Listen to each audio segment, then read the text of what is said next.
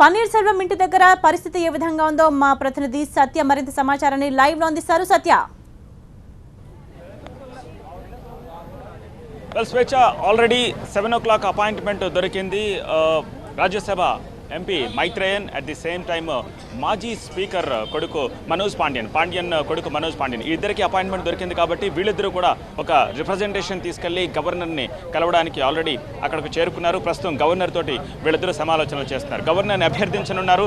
పన్నీర్ సెల్వమే నిజానికి గవర్నర్ దగ్గరికి వెళ్ళి తాను రిక్వెస్ట్ చేయదలుచుకున్నారు. కానీ పన్నీర్ సెల్వాన్ని డీజీపీ చాలా స్పష్టంగా ఆదేశాలు ఇచ్చారు, దయచేసి మీరు ఇంటి నుంచి బయటకు రావద్దు అని చెప్పి. ఈ నేపథ్యంలో వీళ్ళిద్దరి తరపున ఈ క్యాంపు నుంచి రాజ్యసభ ఎంపీ మైత్రేయన్ అండ్ మాజీ స్పీకర్ కొడుకు మనోజ్ పాండ్యన్ ఇద్దరు కలిసి రిప్రజెంటేషన్ ఇస్తున్నారు. కానీ ఆ రిప్రజెంటేషన్ని గవర్నర్ ఎంతవరకు పరిగణనలోకి తీసుకుంటారనేది మనం చూడాల్సిన అవసరం కనిపిస్తుంది. ఈ ఉదయం మనం మహిళా కార్యకర్తలు ఎంత హడావిడిగా లోకల్ కోలాహలంతో హడావిడిగా కేసు తీర్పు వచ్చిన తర్వాత ఎలా రెస్పాండ్ అయ్యారో చూసాం. వాళ్ళంతా నిరుత్సాహంగా బయటకు వెళ్ళిపోతున్న పరిస్థితి కనిపిస్తోంది.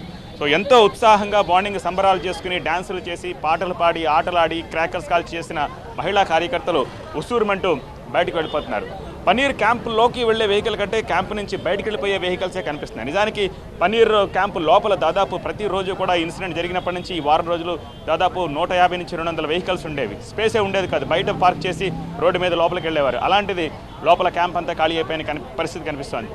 ఒక నిరాశ నిస్పృహ ప్రస్తుతం పన్నీర్ వర్గంలో ఉంది. సో గవర్నర్ ఎంతవరకు వీళ్ళ రిప్రజెంటేషన్ని యాక్సెప్ట్ చేస్తారు, వీళ్ళకు కూడా ఒక అవకాశం ఇస్తారనేది ఇప్పుడు ఒక క్వశ్చన్గానే కనిపిస్తుంది. కానీ వీళ్ళు ఇచ్చే రిప్రజెంటేషన్లో ఏముందో మనకి తెలియాల్సిన అవసరం కనిపిస్తుంది. కేవలం 11 మంది ఎమ్మెల్యేల మద్దతుతోటి మమ్మల్ని ఇన్వైట్ చేయండి గవర్నమెంట్ ఫామ్ చేయడానికి, లేకపోతే ఫ్లోర్ టెస్ట్ కోసం అని చెప్తే దాన్ని గవర్నర్ పరిగణలోకి తీసుకుంటారా లేదా అనేది వేచి చూడాల్సిన అవసరం కనిపిస్తుంది. అట్ ది సేమ్ టైం రేపు మధ్యాహ్నం 12:30కి స్వేరెన్కి ఒక అవకాశం కల్పించే విధంగా రిపోర్ట్ తయారవుతుందని కూడా ఊహాగానాలు అందుతున్నాయి. సో అవి ఎంతవరకు నిజమవుతాయో తెలియదు. ఒకవేళ అదే కనుక నిజమైతే పన్నీర్ ఏకాకిగా మారడం ఖాయంగా కనిపిస్తుంది. ఎందుకంటే ఉన్న 11 మంది ఎమ్మెల్యేలలో 10 మంది ఎమ్మెల్యేలు తిరిగి వస్తే మేము ఆహ్వానిస్తామని చెప్పి పళనిస్వామి ఇప్పటికే చెప్పిన నేపథ్యంలో వాళ్ళ ప్రాథమిక సభ్యత్వాన్ని కూడా తిరిగి రద్దు చేసిన నేపథ్యంలో తిరిగి వాళ్ళని వెనక్కి తీసుకుంటామంటే వీళ్ళు కనుక అటు జంప్ అయితే పరిస్థితి ఏమిటనేది మనకు అర్థమవుతుంది. సో దీన్ని బట్టి పన్నీర్ ఏకాగ్గా నిలవనున్నారా, లేకపోతే గవర్నర్ పన్నీర్ను కూడా కన్సిడరేషన్కి తీసుకుంటారా అనేది ఇప్పుడు మనం వెయిట్ చేయాల్సిన అవసరం. Right, thank you Satya.